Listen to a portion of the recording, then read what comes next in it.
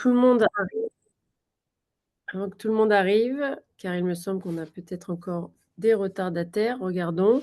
Peut-être, faire, un petit zoom sur, toute, l'équipe qui est qui a participé à ce projet, qui a organisé ce projet depuis quelques mois.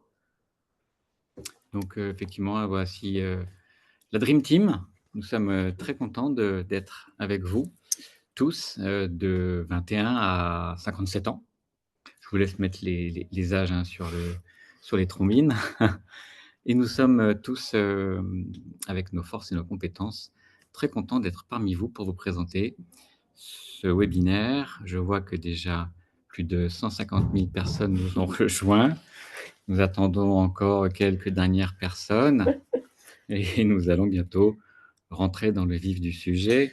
En tout Hem, premier, peut-être? Quelques remerciements, C'est vrai, Olivier, peut-être, oui. avant de commencer? C'est vrai que c'est important et c'est vrai que sans Evosim, sans la French Tech, sans nos formateurs, nous n'en serions pas là. Car pour moi, je suis très fier de vous le dire, de vous l'avouer, c'est mon premier webinaire. À toi aussi alors, c'est ton premier webinaire. Ouais.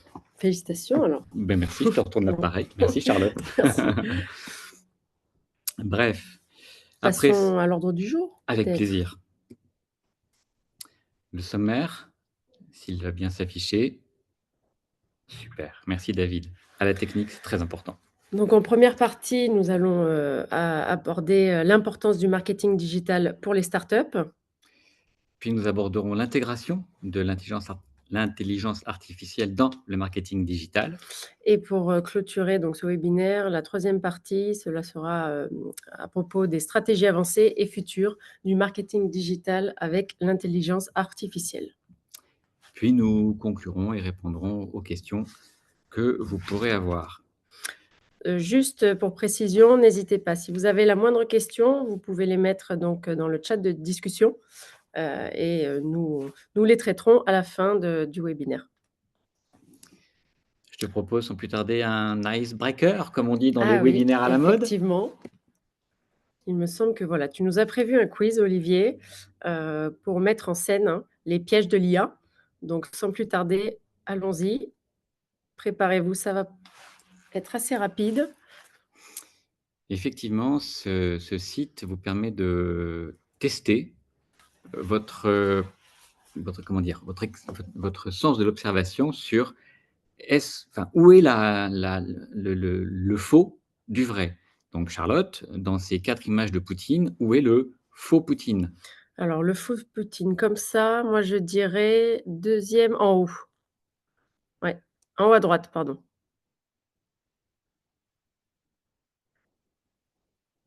Perdu. Bon, ça a été Mince. très vite, hein, donc Bon, on vous marquera dans le chat le lien. je te retourne l'appareil. À toi, Olivier. Le faux Macron, s'il te plaît. Alors le Peux-tu nous le faux dire? Macron, Où il se trouve? bah, au vu des images, je dirais, en bas à gauche. Ouais, et non. Et non, c'était toujours pas ça. Ah bon, Allez, alors une dernière chance. dernière chance là. Madame Merkel, une jaune, une verte, Bon, je une dirais bleue, en haut à droite. en bas à droite. Pas sûr, mais ah si! Oh! Impressionnant. Comme quoi effectivement, l'image est source d'erreur. Bon, nous allons, revenir au webinaire directement et en passant à la page suivante. Merci David. Car il me semble que tu avais des chiffres très intéressants à nous partager, Olivier. Oui, merci Charlotte. Effectivement, le montant du chiffre d'affaires de l'intelligence artificielle en 2024, c'est pratiquement 200 milliards de Ah oui. dollars, ce qui est monstrueux, énorme. Et moi, j'ai appris que 8 entreprises sur 10 utilisaient l'IA comme une priorité absolue pour leur stratégie commerciale. Effectivement, et jusqu'à récemment, effectivement, plus de la moitié des professionnels du marketing affirment que l'IA va être l'une de leurs clés, effectivement, dans leur business. D'ailleurs, à propos de business, Bah, à propos de business, on se rend compte que l'IA, il s'adapte maintenant dans n'importe quel secteur d'activité et n'importe quel business model.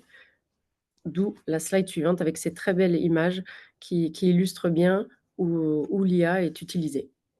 voilà, omniprésence dans le marketing, comme on va le voir, et dans tous les secteurs d'activité et les business models.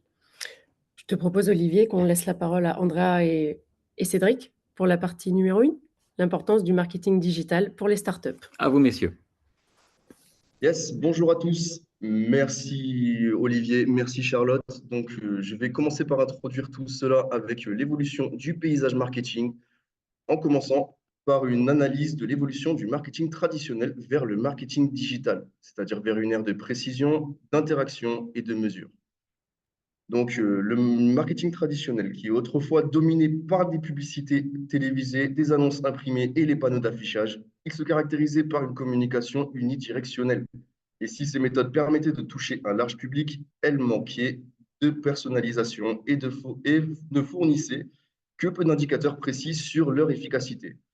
Et on va maintenant vous présenter une frise chronologique sur l'avènement du marketing et le changement de paradigme. Donc, en 1992, ma date de naissance pour les intimes, premier site de e-commerce, en finissant par le lancement de TikTok en 2016.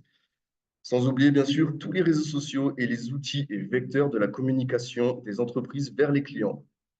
Donc, l'essor du marketing digital a bouleversé le paysage marketing. Et en 2023, les dépenses mondiales en marketing digital ont dépassé les 600 milliards de dollars, surpassant largement les investissements dans le marketing traditionnel. Et cette transition s'explique par plusieurs facteurs clés, dont la personnalisation et segmentation précise. Donc, le marketing digital permet une personnalisation et une segmentation précise des messages marketing grâce aux analyses de données, ce qui permet une meilleure compréhension des clients.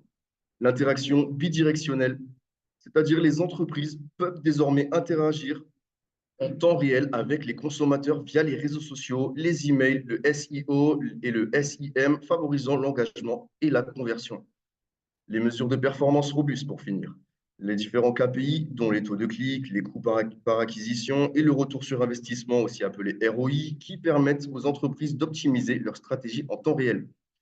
Ce qui a entraîné de nombreux avantages, comme une meilleure compréhension des clients, les données, c'est-à-dire les données connectées en ligne qui permettent aux entreprises de mieux cerner les besoins et les comportements de leurs clients, les campagnes plus ciblées, la segmentation et la personnalisation qui permettent de diffuser des messages plus pertinents et plus engageants pour chaque segment d'audience. L'augmentation de ROI, cité un peu plus tôt, les mesures précises du marketing digital qui permettent d'optimiser les dépenses et d'améliorer le retour sur investissement. Et pour finir, la fidélisation des clients accrue, c'est-à-dire l'interaction en temps réel et la personnalisation qui favorise la construction de relations durables avec les clients. Pour finir, l'impact des nouvelles technologies sur les stratégies marketing des startups. Donc, le marketing numérique qui est devenu incontournable pour les startups avec 63% de petites entreprises utilisant Internet pour acquérir de nouveaux clients et les startups natives du numérique qui surpassent les entreprises traditionnelles en matière de croissance et de rentabilité, en grande partie grâce à leur agilité et à leur adoption des nouvelles technologies. Je vais maintenant laisser la place à Andrea pour aborder le sujet sur les bases du marketing digital. Merci Cédric. Comme on vient d'entendre, dans le paysage numérique actuel, une présence en ligne est indispensable pour attirer de nouveaux clients. Selon l'étude, 93% des expériences en ligne commencent par un moteur de recherche. Et c'est pour cela qu'encore aujourd'hui, une présence en ligne efficace commence par un site web optimisé et une stratégie de contenu robuste. Prochaine slide. Merci. En 2023, les entreprises avec des blogs actifs ont généré à peu près 67% de prospects en plus par mois.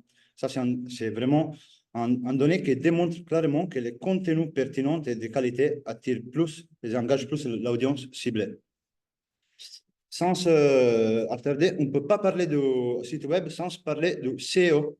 SEO. Pour l'intime, c'est une optimisation pour les moteurs de recherche, reste toujours fondamentale.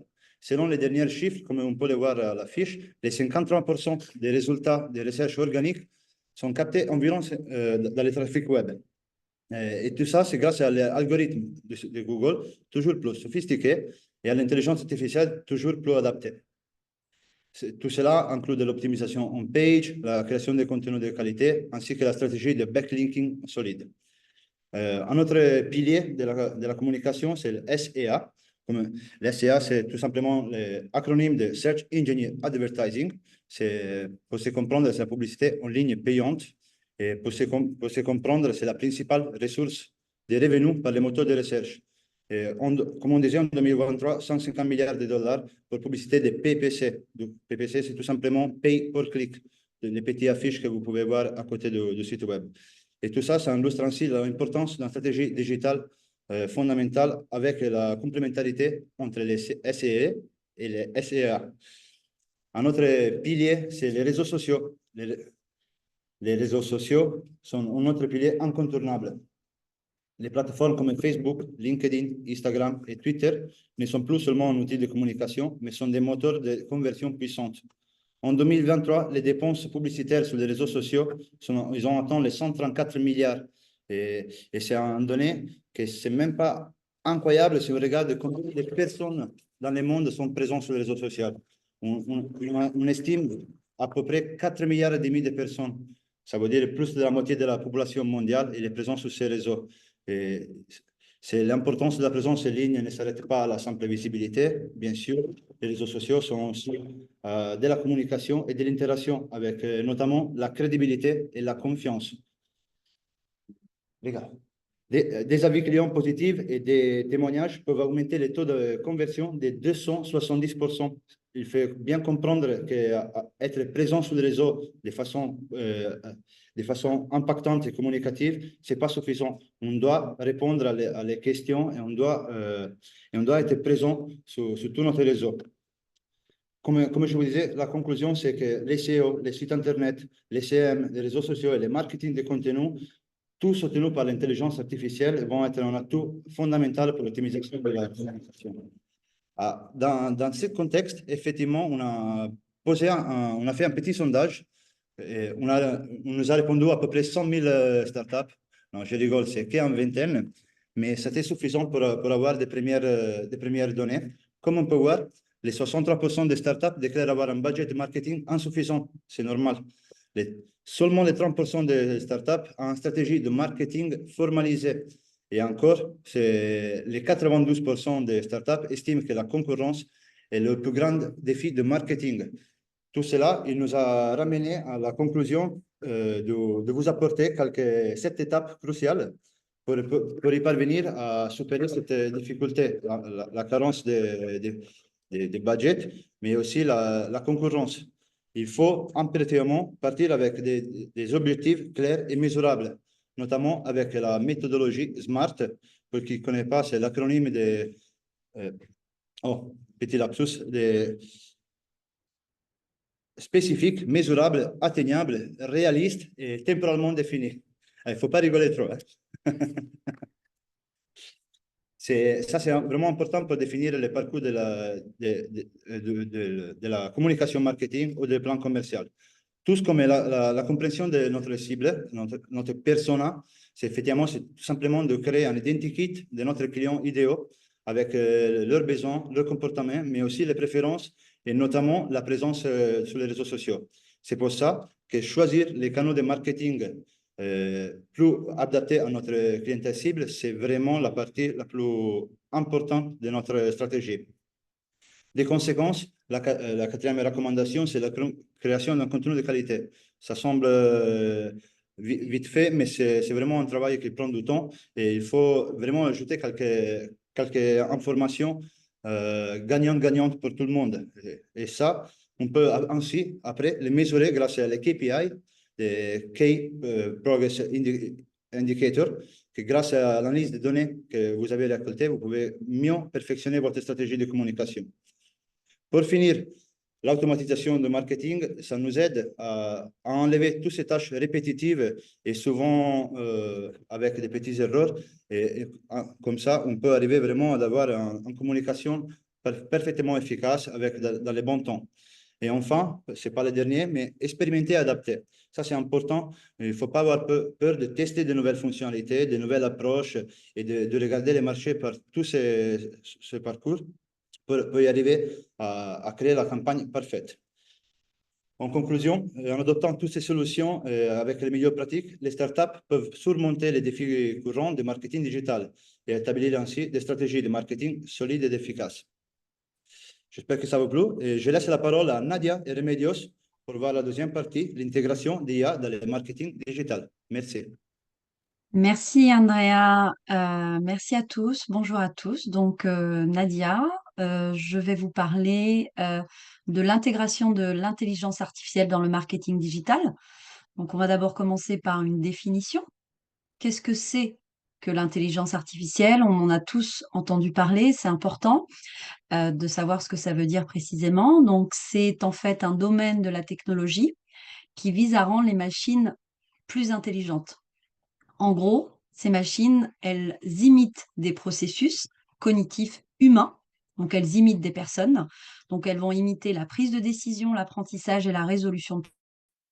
Et dans le contexte du marketing digital, l'intelligence artificielle permet d'analyser de vastes quantités de données, d'identifier des tendances et de prendre des décisions éclairées à une vitesse et une précision inaccessibles aux humains. En gros, avec l'intelligence artificielle, on va beaucoup plus vite.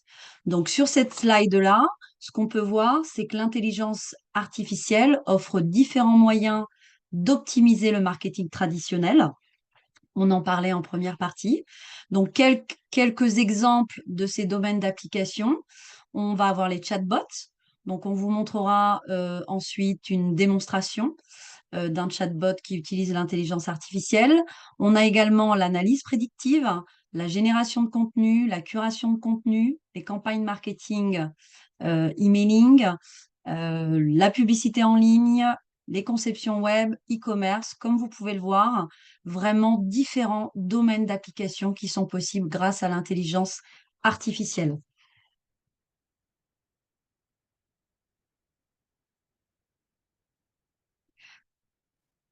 L'intelligence artificielle, ce qui est important, son rôle, c'est qu'elle a un rôle vraiment de facilitateur dans le domaine du marketing. Elle permet de libérer du temps en automatisant par exemple des tâches répétitives et elle permet ainsi aux marketeurs de se concentrer sur d'autres tâches, notamment la créativité, la stratégie ou encore l'innovation. L'intelligence artificielle, comme vous pouvez le comprendre, révolutionne vraiment la gestion des campagnes publicitaires. Donc, 3 exemples. On a la publicité programmatique. Donc, l'IA va optimiser les dépenses publicitaires en temps réel, en achetant et en plaçant des annonces auprès des audiences les plus pertinentes. Donc, des exemples de publicité pragmatique. Donc, on va retrouver ça sur des plateformes DSP, par exemple, donc Demand Slide Platform. Donc, cette plateforme utilise l'intelligence artificielle pour enrichir sur les impressions publicitaires les plus susceptibles de convertir. On a également les plateformes publicitaires Google Ads, Facebook Ads ou encore Amazon Advertising qui offrent des outils et des fonctionnalités avancées pour aider les annonceurs à créer, gérer et optimiser les campagnes publicitaires. On a aussi comme deuxième exemple donc l'analyse de sentiments. Donc l'IA va scruter les réseaux sociaux et autres plateformes pour comprendre les perceptions et attitudes des consommateurs envers une marque. Et enfin, un troisième exemple, ça va être le chatbot intelligent. Donc le chatbot intelligent, donc ce sont des outils qui automatisent les interactions avec les clients et qui fournissent des réponses rapides et personnalisées aux questions fréquemment posées. On va maintenant voir justement l'exemple d'un chatbot slide suivante s'il vous plaît. Donc la vidéo, la démonstration d'un chatbot vous allez voir, intelligent. C'est très simple, sur le menu de gauche, vous aurez donc vos bibliothèques. Vous ajoutez une bibliothèque. Donc là-dessus, bon moi je vais mettre test tout simplement. Donc là-dessus, vous allez pouvoir mettre tous vos documents, tous vos liens de pages web. Ça va vraiment permettre de nourrir l'intelligence artificielle, de lui permettre de rechercher des informations quand les personnes le demanderont. Une fois que vous avez votre première bibliothèque qui a été créée, vous allez évidemment pouvoir modifier quelques paramètres au niveau de la créativité par exemple. Donc ça, en fait, ça va être le degré de liberté que va prendre votre IA pour répondre aux questions. Donc évidemment, il va se baser sur vos documents, sur vos informations, mais il va étoffer un petit peu sa manière d'interpréter le contenu. Je vous conseille de ne pas mettre une créativité trop haute, surtout si vous avez des process qui sont bien définis, assez clairs de toute manière, elle trouvera les informations. Ensuite, une fois qu'on a cette bibliothèque d'informations, que vous l'avez bien remplie, vous allez pouvoir aller sur le web chat. Donc là, simplement, vous allez avoir les clés d'accès que vous allez pouvoir intégrer sur votre site ou à d'autres endroits, assez facile à faire. Et simplement, les gens pourront poser leurs questions dans le chat. L'IA ira directement chercher les réponses dans ce que vous lui avez fourni. Voilà, ça va vous faire gagner beaucoup de temps, ça a beaucoup d'énergie de sauvegarder comme ça. Ensuite, vous allez pouvoir l'intégrer à pas mal d'autres endroits, Slack, Discord, WhatsApp, Telegram, Microsoft, sur requête. Vous pouvez directement contacter la team. Si vous avez des demandes personnalisées, ils pourront s'en occuper. Et enfin, je vous en parlais, des prompts personnalisés qui vont vous permettre de faire gagner du temps, vous donner des templates directement à vos associés, à vos clients, et ça va les aider à faire leurs recherches de manière plus efficace. Voilà maintenant. Donc voilà une démonstration rapide d'un outil, Ingest IA, qui permet de créer des chatbots. Je laisse maintenant la main à Remedios pour la suite. Merci à tous. Merci Nadia, je te remercie. Bonjour à tous, je suis heureuse d'être là pour vous expliquer la suite. Donc, au niveau de l'IA, la personnalisation et ciblage. Donc, nous allons voir ensemble l'importance de la personnalisation des contenus pour chaque entreprise à ses clients. Effectivement, la personnalisation est l'élément clé du marketing digital. Cela vous permettra de répondre aux attentes spécifiques de chaque consommateur.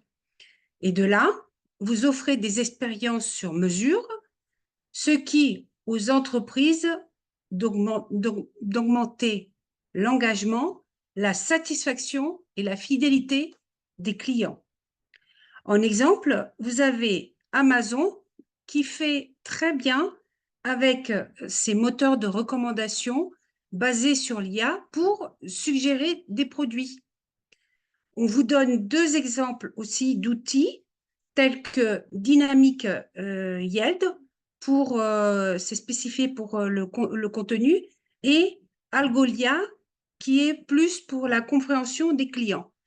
À savoir que les grands groupes utilisent ces deux outils.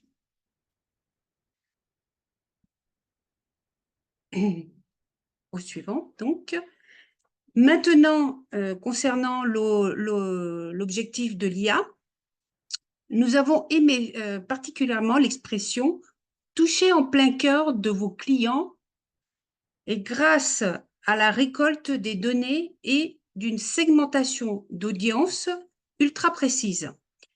Les données que l'IA cherche à récupérer sont des données démographiques, des données comportementales et des données contextuelles. Et vous avez ces données, les outils sont Tilo, Segment et Upstop, qui sont des outils adaptés à cette démarche.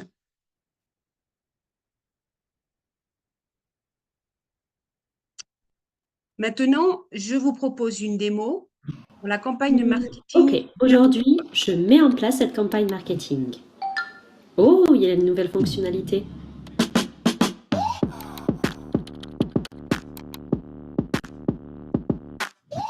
Oh, j'adore cette option.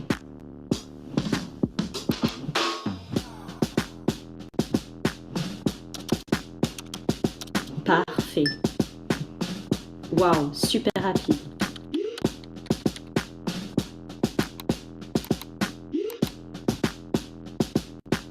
Et voilà. Waouh, c'est vraiment bien. Imaginez, créer, partager en un éclair. Un contenu optimisé par l'IA sur une seule et même plateforme.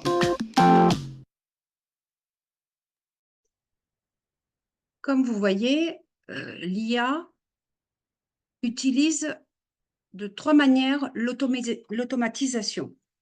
Donc, nous allons vous présenter différents outils par action marketing qui nous ont semblé les plus pertinents.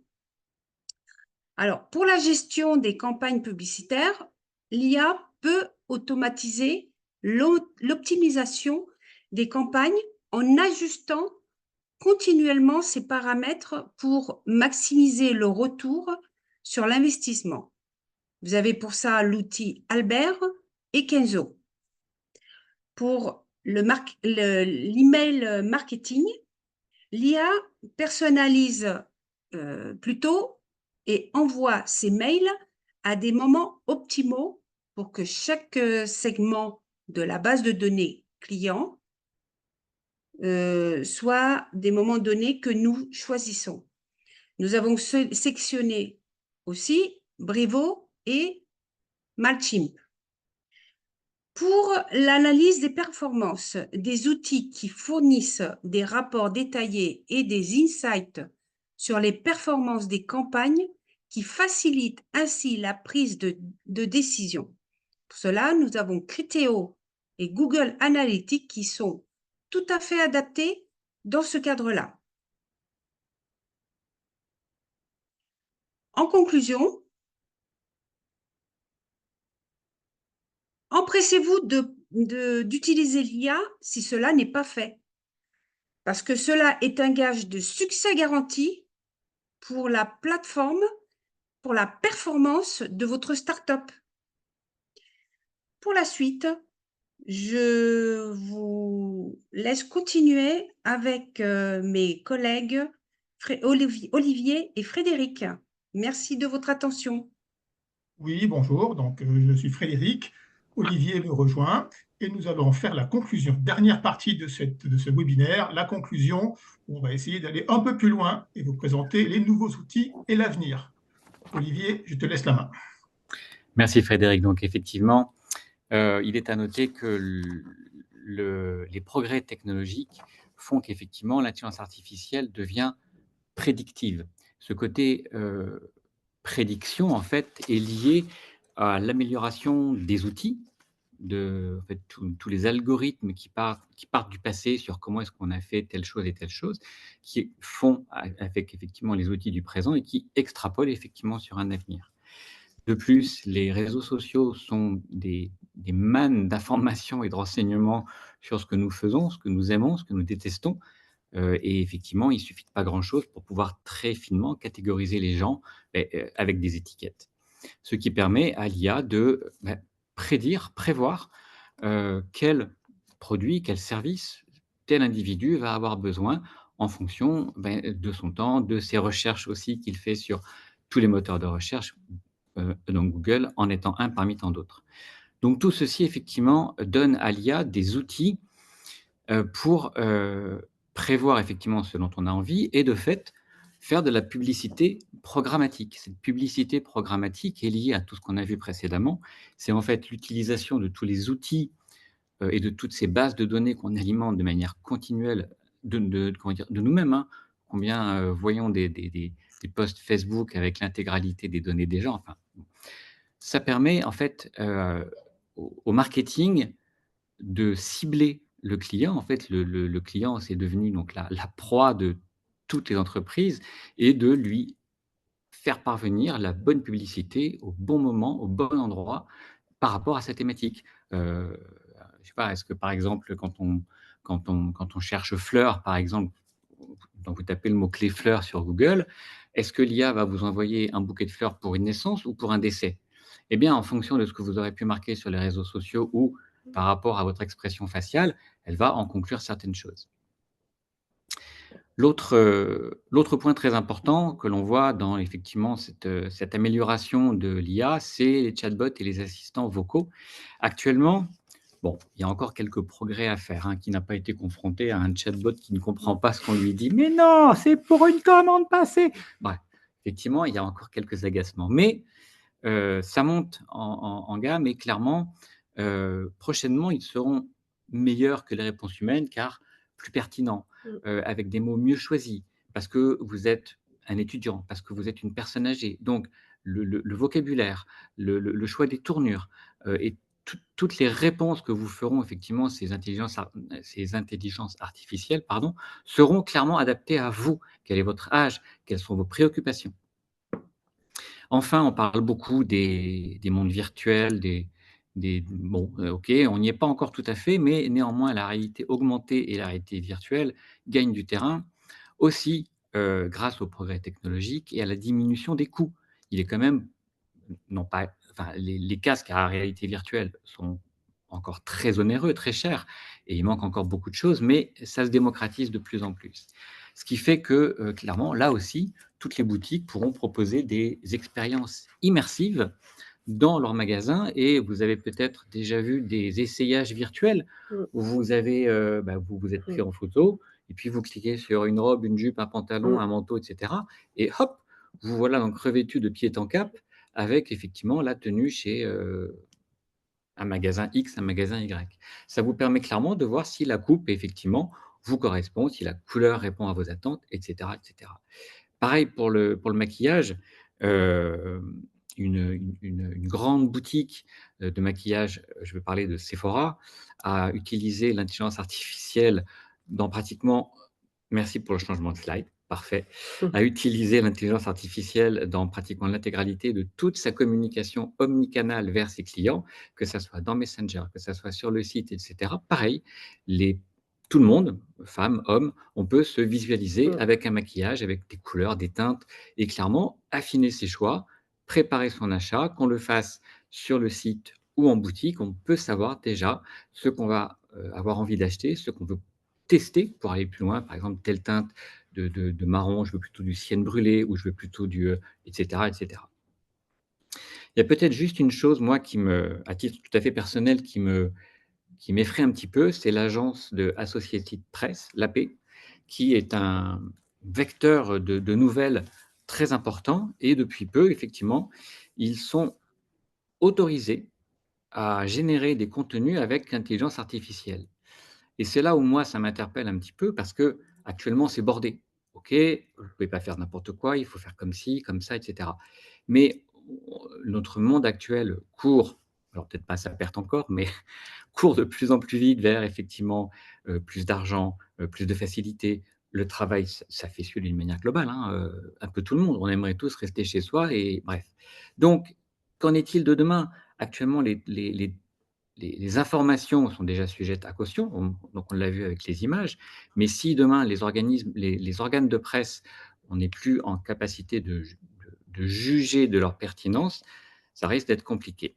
La slide a été dévoilée un peu trop tôt, mais c'est Fred effectivement et Fred va prendre le relais pour vous parler justement de l'UX et je lui laisse le soin de vous expliquer plus précisément de quoi il s'agit. À toi Fred.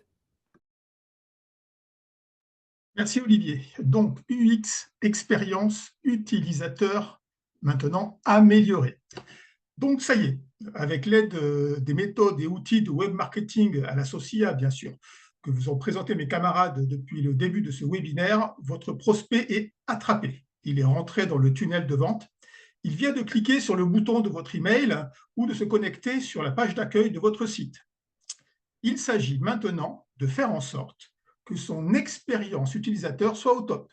Il doit terminer par acheter votre produit ou service, puis par la suite, il doit être votre ambassadeur auprès de sa communauté, toujours grâce à l'IA. Donc, nous parlons bien de son expérience utilisateur améliorée. Effectivement, dans cette période ultra compétitive, offrir la meilleure expérience client est une clé pour se démarquer.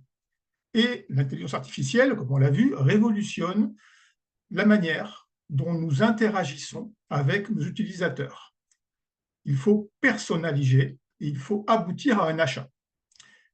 Imaginez donc un monde, et ça va venir, où chaque interaction est taillée sur mesure en temps réel. L'IA anticipe vos besoins, anticipe vos préférences. Ça va être d'une précision redoutable. Quel va être l'impact? Nous allons pouvoir révolutionner la manière dont nous interagissons, donc un site interagit avec ses utilisateurs. Imaginez, en analysant en temps réel les données sur vos préférences, les comportements et l'historique d'achat, l'IA devient votre allié pour vous recommander tout de suite, là, maintenant, le meilleur produit ou service qui répond à vos besoins là, aujourd'hui, maintenant. Cette personnalisation poussée crée un lien fort et durable entre l'entreprise et son client et renforce bien évidemment l'envie d'acheter et à plus long terme, la fidélité du client. L'exemple classique, mais je vais quand même le citer, c'est Netflix. Vous avez bien vu, Netflix vous propose régulièrement des films qui devraient vous plaire tout de suite et à l'avenir. Effectivement, ils ont un algorithme qui analyse de manière très poussée vos goûts pour vous proposer ce qui vous convient. Mais les avantages de l'IA ne s'arrêtent pas là. Pensez aux assistants virtuels. On en a parlé, mais ils vont devenir de plus en plus performants et bien évidemment disponibles 24 heures sur 24, 7 jours sur 7, pour répondre immédiatement à vos questions clients. Plus besoin d'attendre. Vous avez acheté, vous avez un souci de montage de votre nouveau meuble, l'assistant virtuel est là pour vous aider tout de suite. Rajoutons encore une couche, l'analyse des sentiments. Eh bien, il se trouve que votre chatbot trouve que vous êtes un petit peu déprimé lors des échanges pour remonter votre meuble. Et bien, grâce à l'IA, on pourra décrypter vos émotions en analysant vos échanges et adapter le discours et éventuellement pousser un nouveau produit qui va correspondre à un besoin immédiat lié à votre sentiment, lié à votre humeur du moment. Toujours pareil, plus de chiffre d'affaires pour vous et pour votre client, une expérience satisfaisante et mémorable. On vous a bien traité, on a tenu compte de votre humeur et de vos besoins.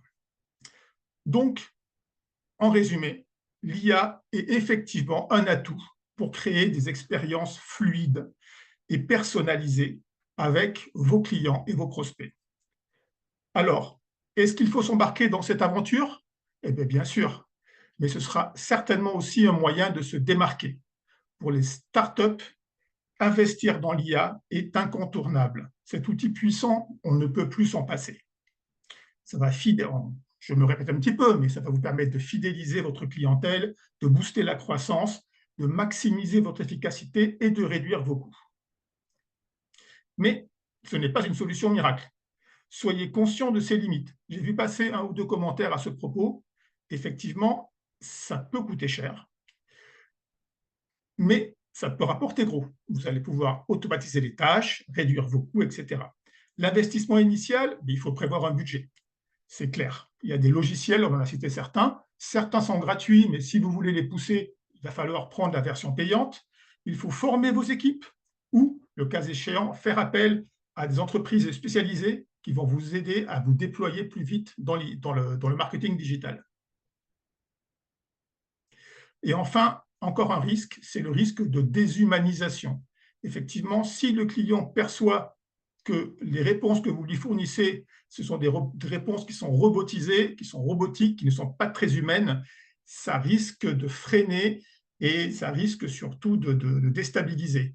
N'oubliez pas que l'interaction humaine est un élément clé de la fidélisation d'un client. Encore un risque, le risque de rejet. Certains groupes influents peuvent ternir votre image, notamment votre image d'utilisateur d'IA. On se rappelle bien des artistes qui se sont défendus face aux gros producteurs à Hollywood parce qu'ils abusaient de l'IA pour les remplacer. Ce n'est pas très bon pour l'image. Alors oui, l'IA est un atout maître pour créer des expériences fluides, mais il y a quand même des conséquences. Quelles seront les tendances si on essaie de se projeter encore plus loin dans le futur? Tendance numéro 1, eh bien, en fait, c'est l'existant plus. La partie prédictive sera de plus en plus présente. On va non seulement essayer de savoir ce que vous voulez aujourd'hui, mais l'IA va essayer de savoir ce que vous voudrez demain. Les modèles sont de plus en plus sophistiqués et on peut prendre un exemple. Amazon commence à utiliser ce type d'algorithme pour vous pousser des produits, pas forcément dont vous avez besoin aujourd'hui, mais qu'ils anticipent que vous aurez besoin demain. Ils savent ce que vous voulez, ou ils pensent savoir ce que vous voulez, avant même que vous en ayez conscience, et ils vous le montrent, pour essayer de déclencher l'acte d'achat.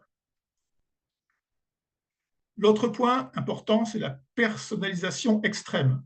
On en a parlé, Ça permet d'être très fin et de se coller aux besoins et de donner au client le sentiment que l'on s'occupe de lui bien particulièrement. Et bien évidemment, dernier avantage, on en a aussi beaucoup parlé, c'est l'automatisation pour gagner du temps. Et en ce qui concerne les limites, eh ben, si tout le monde s'y met, la concurrence va être très forte. Tout le monde, les entreprises qui veulent se mettre devant vont utiliser de l'IA pour toutes les tâches de web marketing. Donc, adoption croissante, effectivement, aujourd'hui, selon une étude de Salesforce, 51% des entreprises utilisent déjà l'IA dans le marketing et ce chiffre ne va faire qu'augmenter. Alors, quels sont les conseils pratiques? Vu que l'IA est devenue incontournable, ne passez pas à côté. Sinon, vous allez vous mettre hors course. Formez-vous. Faites appel à des entreprises spécialisées. Et sur le long terme, qu'est-ce qui va se passer? Qui sortira du lot? Et bien là, je vais redonner la parole à Olivier, qui va essayer de sortir sa boule de cristal IA pour vous dire comment les choses vont évoluer. Merci Frédéric, merci beaucoup. Effectivement, ce que tu nous as donc annoncé, effectivement, n'est pas forcément très réjouissant, hein, Charlotte? Oui, un petit peu. Il a pris un ton dramatique, hein, Ben, Fred. c'est vrai qu'on n'est pas loin de Terminator dans ce que tu nous dis là, hein. Alors, quel opus, le 2, le 3, bon, bref. Plus sérieusement, effectivement, si on essaie de conclure, on se rend compte que l'IA, comme tu l'as dit, est incontournable. On arrive tous à cette conclusion, il faut s'en servir, parce que si on ne s'en sert pas, c'est le concurrent. Et si le concurrent nous passe devant, on est mort. Donc l'IA est indispensable. Il faut effectivement essayer de s'en servir, de l'optimiser, de l'épuiser, comme je l'ai marqué, pour effectivement essayer d'être le meilleur, vraiment de s'en servir au maximum possible. Mais 2 exemples récents viennent quand même nous montrer que l'humain n'est peut-être pas si mort que ça. Je veux parler du vinyle et de Nokia. Alors le vinyle, très rapidement, tu n'as peut-être pas connu cette période, mais moi si. Le vinyle, on écoutait ça sur des tourne-disques, il y a eu même des manches-disques pour les petits, enfin bref. Et c'était un son typique avec des crachotis en fonction de la qualité du disque, du diamant qu'on mettait, et cetera. Enfin, c'était, bref, et on écoutait un disque en 2 faces et puis le CD est arrivé, le numérique. Alors là, ça y est, enfin, dommage que vos oreilles ne soient pas numériques, messieurs, dames, vous auriez un son pur. Bon, effectivement, donc là, ça a été, le miracle. On a même eu des super CD, des dates, DAT, enfin, vraiment, enfin, le summum de la technologie.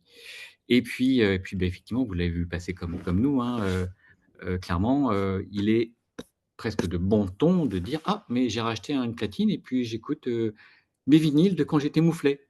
Ah, oui, et alors? J'ai envie de dire. Beh, si effectivement on en est revenu à un son analogique, c'est bien parce que quelque part, il y a un affect Mmh. qui nous touche. Par là, et le plaisir qu'on a à manipuler un objet, effectivement, que peut-être qu'on a été acheté chez le commerçant ou qu'on hérite de ses parents ou d'amis.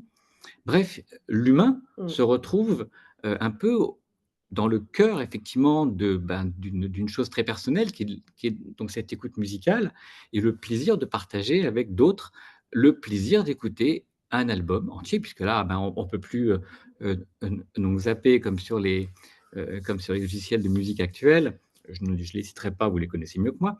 Et donc on écoute en fait, soit une chanson, soit l'album complet. Alors, je vous laisse pareil, prendre vos auteurs préférés. L'humain revient vraiment dans une expérience. Donc on parlait de l'UX, mais là on est dans l'UX humain, Mmh. et il en est de même pour Nokia. Nokia qui parle de remettre au goût du jour des téléphones, Son fameux 3310. son fameux Mmh. 3310 qui a fait couler beaucoup d'encre, etc., sur lequel on pouvait faire 2 choses. Téléphoner, Mmh. si, pardon, 3 choses. Téléphoner, envoyer des SMS et jouer Et jouer au Snake. à jouer au Snake.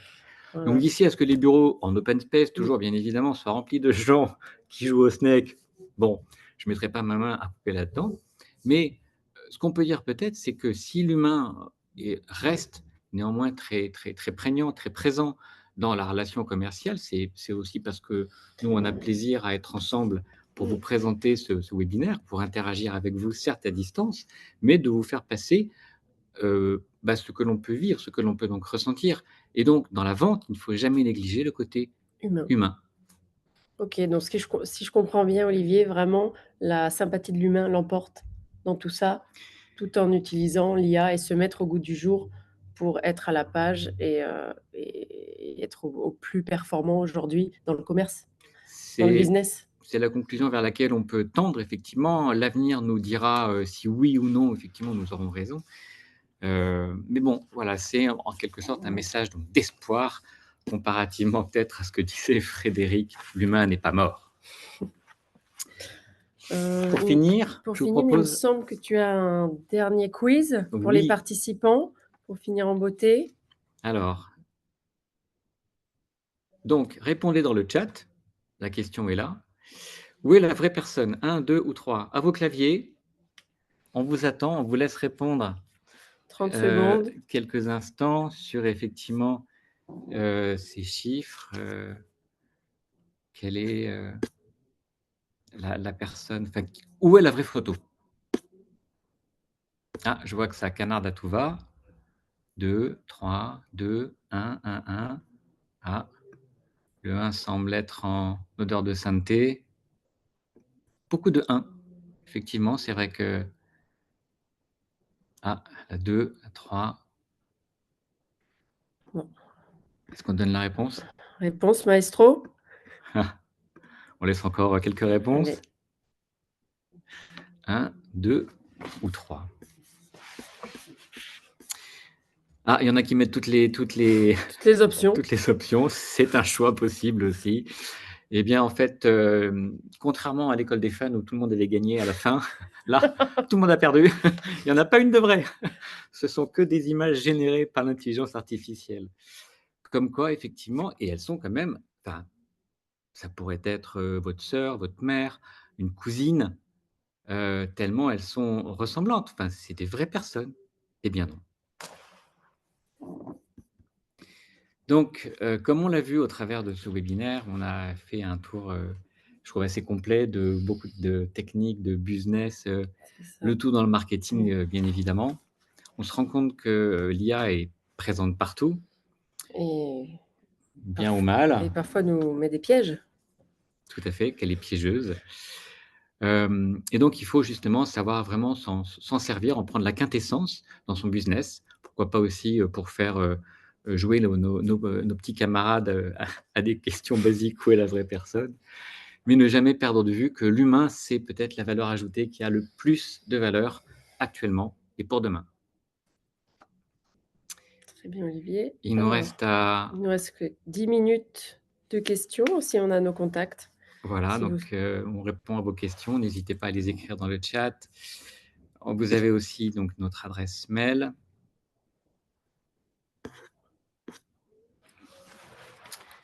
On en profite pour remercier aussi Evosim. Merci à eux, aux formateurs. Et aux participants ce jour. Et aux participants. Les plus courageux d'être restés. Alors, il nous reste 10 minutes en direct. S'il y a des questions, dites-nous, on peut vous donner la parole. Ah, on a Lucie. C'est juste que je vous ai listé les questions. Donc, la plupart, ça a été répondu pendant la visio, hein, dans le chat. Il y en a une qui est ressortie 2 fois, c'est comment optimiser le SEO. Le SEO, c'est donc la partie entre guillemets gratuite de la visibilité de l'entreprise, puisque le SIA en opposition, c'est la partie payante, toute la publicité que l'entreprise va payer pour être visible. Le SEO, en fait, c'est tout le référencement que l'entreprise va pouvoir bénéficier sur Internet grâce à la visibilité de son site. Et pour cela, il faut optimiser l'apparition, oui, quand on tape des mots-clés de votre business, il faut que vous soyez effectivement dans la Les moteurs page de recherche dans la page principale, pour que vous remontiez des dans les requêtes, sachant qu'il y en a qui ne jouent pas le jeu en payant et en étant donc sponsorisés, donc en étant malgré cela encore au-dessus de vous, même si vous avez tous les mots-clés. Mais de plus en plus de gens se rendent compte que justement l'entreprise qui arrive en tête avec le terme de sponsorisé, puisque c'est quand même marqué noir sur blanc, elle a payé. Et si elle a payé, c'est un peu triché par rapport à un pur SEO, c'est-à-dire un référencement qui montre que votre entreprise est clairement l'objet de la demande. Ah, Andrea, je crois qu'il a quelque chose à rajouter également. Oui, effectivement, il faut savoir que pour le SEO, il faut 3 mois avant que les robots de Google ils analysent votre site web. Ça, c'est vraiment important. Du coup, dans la construction de votre site web, du coup, avec la compilation, ça, c'est un peu de codage. Peut-être c'est pas pour tout le monde, mais avec la compilation des balisages, avec les bonnes informations, avec de l'attention dans les contrastes ratios, de les images, avec des fichiers, des failles qui sont bien chargés, bien optimisés pour le web. Alors là, les robots, ils vont analyser votre site et il va voir que bien, il y a bien le titre H1, l'image, c'est bien une image légère, qu'il n'y a pas il y a pas trop de contrast ratio, qu'il peut donner quelques problèmes. Oui, c'est très long, Monica, effectivement. Vas-y, vas-y. C'est pas payante et normalement, cet robot, il analyse des centaines de milliers, des centaines de millions de sites par jour. Du coup, c'est aussi normal qu'il prenne du temps pour analyser. D'ailleurs, si vous êtes intéressé, on a un petit fuite d'informations récent par Google avec quelques explications plus poussées sur les capacités d'analyse du site. Et du coup, vous pouvez vraiment, vous devez accéder sur ça. Sur le site Internet, il doit y avoir une structure bien gérée, que c'est par accord avec Google, ou du coup, balisage image. Il va y avoir des contenus qui sont intéressants et il doit générer du trafic. Ça, c'est les 3 piliers pour avoir un bon SEO. Et après, il faut attendre et continuer d'ajouter d'informations. Merci Andrea, effectivement, quand j'ai toussé, c'était une vraie toux, c'était pas pour t'arrêter. Tu es très pertinent et très précis dans tes réponses. Merci à toi. Une personne a dit 3 mois, mais c'est très long et avec effectivement donc l'astuce d'Andrea, d'après ce que j'ai compris, ça pourrait être plus court, c'est bien ça? Non, non, c'est pas, c'est vraiment que depuis que tu lances, tu mets un site online, les moteurs de recherche Google, ils mettent à peu près 3 mois pour indexer votre site sur les recherches, sur les réseaux, sur la barre de navigation, sur les moteurs de recherche. Et ce temps-là, il va checker 1 fois, 2 fois, 3 fois. Et il va voir aussi si c'est un site vitrine ou si c'est un site, un blog qui répond à des questions. Du coup, vraiment, c'est important qu'il soit adaptable à tout le monde et après qu'il soit avec des contenus toujours mis à jour. Une autre question, effectivement, c'est un travail à temps plein. Si on est seul, comment se faire aider? Demander à l'IA. Alors, non, de manière un peu plus pragmatique. Nous, à notre humble niveau, on n'a utilisé que des outils gratuits. Donc, il y a donc Mistral, qui est une intelligence artificielle sur lequel vous pouvez formuler vos requêtes. On vous encourage à utiliser d'autres d'autres intelligences artificielles pour recouper les informations. Donc, si vous utilisez Mistral, utilisez aussi soit ChatGPT, soit Perplexity, pour citer 3 intelligences artificielles. On avait utilisé aussi des... Andrea, peut-être... Ah, pardon, oui, vas-y Andrea, excuse-moi. Oui, effectivement, c'est la question de Montpellier, c'est par rapport au SEO. Parce que c'est par rapport à ça, effectivement. Oui, c'était par rapport à ça, parce que par rapport à ce que vous disiez sur Google, qu'il analyse, enfin, moi, je ne connais pas trop grand-chose. Oui. Alors, effectivement, j'imagine une start-up. Il y a des solutions pour les startups. Okay. Par exemple, un RMS comme WordPress. WordPress, il est déjà adapté à cette typologie de solutions. Effectivement, avec WordPress, tu peux faire un site avec pas mal déjà de contenus et c'est déjà tout structuré. Et du coup, il y a, on va dire, un passage plus facile pour arriver à être bien référencé au niveau du SEO. Mais c'est sûr que si on veut vraiment cartonner du début, payer en ligne, c'est toujours la meilleure solution. Nadia, tu avais quelque chose à rajouter? Oui, je voulais juste répondre à la personne de Montpellier. Effectivement, l'IA peut vous aider, mais vous pouvez aussi faire appel à des digital business développeurs et notamment l'équipe de Bègle. Donc, on est 14 personnes avec des compétences différentes, comme le disait Olivier. Donc, notre job, notre mission, c'est de vous aider et de vous accompagner justement dans ce digital qui peut faire perdre un petit peu les pieds. Voilà, donc n'hésitez pas, on vous donnera nos coordonnées si vous avez besoin. Merci beaucoup Nadia pour cette précision. Merci Andrea effectivement pour son point très précis. C'est vrai que si vous n'avez pas d'Andrea, ben, on n'en a qu'un, donc malheureusement, on ne peut pas vous l'envoyer. Le don d'Ubiquité n'existe pas encore, mais ses compétences en création de sites web nous ont bien aidés effectivement tout au long de cette formation. Vraiment, merci à toi. Il nous reste 4 minutes. Donc, bon, effectivement, pour répondre, enfin, on n'est pas tout seul hein, quand on crée une société. Il faut savoir bien s'encadrer, bien déléguer. Il y a plein de moteurs, comme on vous en a listé quelques-uns. Il y a toutes sortes d'outils. En cherchant bien, vous les trouverez effectivement sur la création d'images. Les 3 dernières images, par exemple, de jeunes femmes, c'est un site qui clairement se traduit par cette personne n'existe pas. Je vous le laisse trouver. Et sur lequel vous pouvez générer des têtes de personnes, alors hommes, femmes, de différentes ethnies, de différents âges. À vous de trouver effectivement une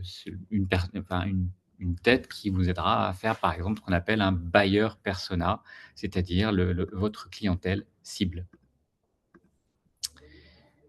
Est-ce qu'il y a d'autres questions? On a fait le tour, il me Il me semble. semble. Enfin, du moins, plusieurs questions ont été On a répondu. directement répondues au Merci fil de l'eau. effectivement à Thibaut, Lucie, David à la technique qui ont assuré parfaitement bien. Ah, à quel point pouvons-nous nous fier à l'IA? Toutes les infos mais non, toutes les infos ne sont pas fiables. Ah, pardon Nadia, on répond juste à ça et on te donne la parole.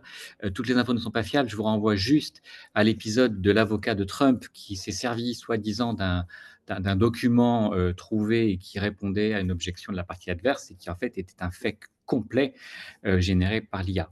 Donc Nadia, on t'écoute. Oui, je voulais simplement rajouter que nous avons répondu à quelques questions. Si vous avez d'autres questions par la suite, nous restons bien évidemment disponibles. On vous transmettra les coordonnées et le mail afin de pouvoir vous répondre par la suite. Merci. Merci. Je crois que juste avant qu'on donne la parole à Fred, il y avait une slide sur laquelle il y avait marqué notre adresse web. Si David vient la remettre, s'il te plaît. Voilà. Vous avez notre adresse mail, bisoulavossim@gmail.com. Profitez-en. Fred. Oui, juste un dernier petit commentaire concernant la question peut-on se fier à l'IA? Ben, la réponse, c'est une réponse de Normand, oui et non. Il faut savoir garder la tête froide sur 10 questions que vous posez. Il faut bien les relire et analyser parce qu'il y en a des fausses, il y en a des vraies, il y en a plutôt pas mal de vraies, mais on tombe régulièrement sur des grosses bêtises que l'IA nous sort avec un beau texte bien mis en forme, mais c'est faux. Donc, gardez la tête froide et analysez. Eh bien, merci beaucoup, Fred. C'est sur ces mots sages, effectivement, que nous donnerons fin à notre séminaire. Ah oui, quelqu'un d'autre intervient? Oui, je voulais rebondir. Bonjour tout le monde, Mathieu, Bonjour, Mathieu. de Mulhouse. Ah, voilà. Par rapport Voilà.